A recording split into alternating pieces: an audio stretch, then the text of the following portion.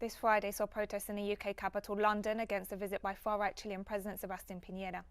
The Chile Solidarity Network called for people to gather near Downing Street, the British Prime Minister's address, to reject the visit, which campaigners note was shrouded in secrecy for fears that human rights and environmental campaigners would gather at the sites of his scheduled meetings.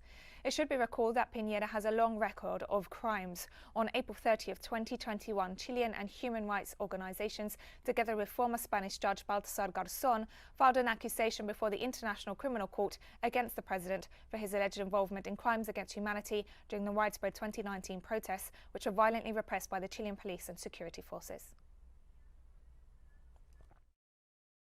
Today, because I am a second-generation Chilean exile. I arrived here at the age of 5 with my parents in 1978, and we have Sebastian Piñera visiting Boris Johnson today.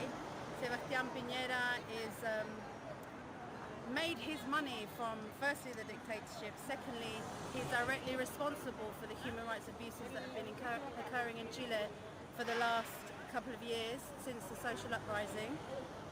And I'm here to demonstrate my absolute disgust at Boris Johnson receiving somebody who's been investigated by human rights organisations worldwide. And following the rally outside Downing Street, protesters gathered outside the Chilean embassy in London for a vigil to mark the anniversary this Saturday of the September 11th, 1973 coup against the government of President Salvador Allende, and to remember the victims of the Augusto Pinochet dictatorship. The Trades Union Congress, which represents 5.5 million workers in the UK, issued a statement in solidarity with those seeking justice for the crimes of the Pinochet dictatorship and those committed under President Sebastian Piñera's administration, including calling for the release of all political prisoners in Chile. Political prisoners in Chile and for full reparations for the victims of state brutality.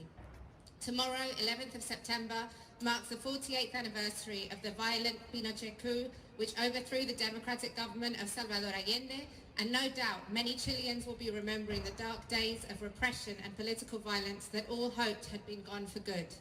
The TUC notes that allegations of crimes against humanity have been brought against President Piñera at the International Criminal Court by a coalition of human rights organizations in Chile. We call on the British government to condemn the brutal actions of the Piñera administration, which, in the words of Amnesty International, has misused the law to criminalize protesters and engaged in multiple instances of excessive use of force,